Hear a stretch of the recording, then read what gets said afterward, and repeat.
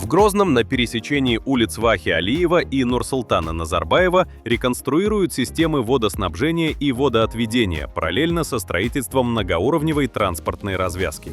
На данный момент выполнено 35% укладки инженерных сетей. Работы ведутся по графику с акцентом на качество и долговечность. Одновременно продолжается строительство развязки. Идет заливка железобетонных конструкций. Проект предусматривает 5 путепроводов с подпорными стенами общей длиной 1 км 640 метров и подземный пешеходный переход длиной 62 метра.